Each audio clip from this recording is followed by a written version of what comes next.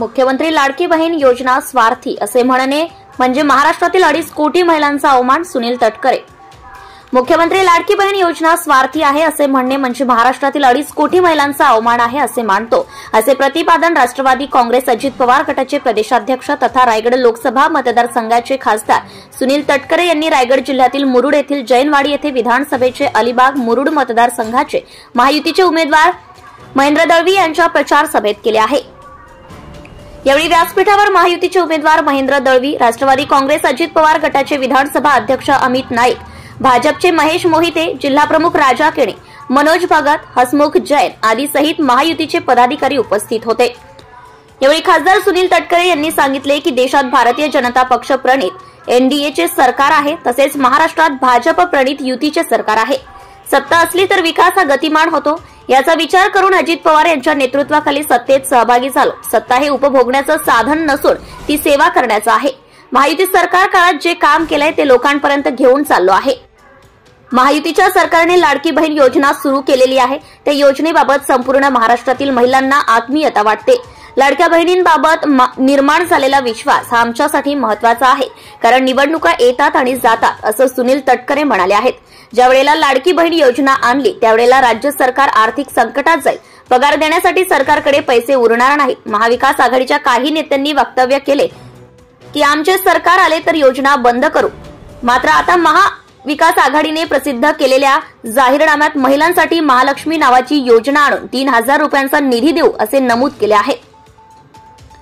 काही बदल करणाऱ्या योजना आम्ही मागच्या 4 महिन्यात केल्या आहेत. लाडकी बहीण योजना, आर्थिक दुर्बल घटकातील मुलींना शिक्षणासाठी पैसे अशा अनेक योजना जाहीर केल्या. याला प्रचंड प्रतिसाद देखील मिळतोय. ती आम्ही 2100 रुपये करणार आहोत. 2,30,00,000 महिलांना याचा लाभ मिळणार आहे. आम्ही शेतकरी सन्मान योजना 15,000 रुपये करणार आणि आम्ही शेतकरी सन्मान योजना 15,000 रुपये करणार आहोत. कर्जमाफी आणि अतिरिक्त अनुदान आम्ही देणार आहोत. 20% अधिक अनुदान असेल. राज्यातल्या ग्रामीण भागात रस्ते करणार आहोत असेही तटकरे यांनी सांगितले आहे. यावेळी महायुतीचे उमेदवार महेंद्र दळवी यांनी सांगितले की 11व्या निवडणुकीला सामोरे जात आहे. ग्रामपंचायत पासून आतापर्यंतची ही 11वी निवडणूक आहे. माझी लढाई ही विरोधकांशी नसून ती माझ्याशी आहे. राजकीय जीवनामध्ये अनेक कार्यकर्ते आम्ही प्रत्येक निवडणूक लढवली आहे. सुनील तटकरे यांना लोकसभा निवडणुकीत 38,000हून अधिक मताधिक्य अलिबाग विधानसभा मतदारसंघात दिले होते. राजकीय जीवनाचे सगळे डावपेच आपण सगळेजण आणि म्हणूनच ही निवडणूक लढत असताना खऱ्या अर्थाने 2019ला आपण आमदार केल्यानंतर सरकारच्या माध्यमातून सर्वांगीण विकास मुरुड शहर आणि ग्रामीण भागाचा करत असताना आपल्या मनातल्या प्रत्येक प्रश्न असतील, असे अनेक विकास काम असतील, ते खऱ्या अर्थाने त्यांना सोडवण्याचा मी प्रामाणिक प्रयत्न केला. म्हणून शहराला 287 कोटी रुपयाचा निधी दिला असून ग्रामीण भागात 10,000 कोटींहून अधिक निधी विकास कामांसाठी उपलब्ध करून दिला आहे. आज खऱ्या अर्थाने ही सभा दिशादर्शक आणि मुख्यमंत्री माझी लाडकी बहीण योजना ही महाराष्ट्रामध्ये खऱ्या अर्थाने लोकांना भावली. निश्चितच माझ्या भगिनींना, माझ्या बहिणींना मदतीचा हात घेऊन येणारी ही योजना आहे. 1500 रुपये कदाचित आपल्यासाठी काही नसतील, परंतु त्यांच्यासाठी ते 15,000हून जास्त असेल. या वेळेला काय झालं ते चालेल, पण महायुतीला ज्या ज्या ठिकाणी आपण निवडून देण्यासाठी आपल्या घरातल्या पुरुष मंडळीला, आपल्या नातेवाईकांना सगळ्यांना सांगायचं आहे असे आवाहन दळवी यांनी केलंय.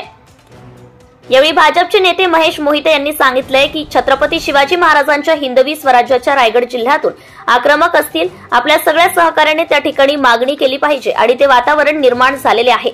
एकनाथ शिंदे यांच्या नेतृत्वाखाली राज्याचा विकास प्रगती पथावर आहे. पुन्हा एकदा महायुतीचे सरकार या महाराष्ट्रामध्ये निर्माण झाले पाहिजे. भाजपमध्ये बंडखोर करीत त्यांनी महायुतीत तेढ निर्माण करण्याचा प्रयत्न केला.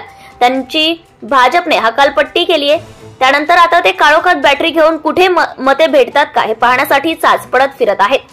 यावेळी गेल्या 2.5 वर्षातील आमदार महेंद्र दळवी यांच्या कामकाजातील कुशलता आणि हाती घेतलेले काम पूर्ण करण्याची कार्यपद्धती पाहून राजपुरी, शिग्रे ग्रामपंचायत, एकदरा या भागातील शेकडो कार्यकर्ते आणि महिला तसेच ग्रामस्थ यांनी शिवसेनेत प्रवेश केला आहे.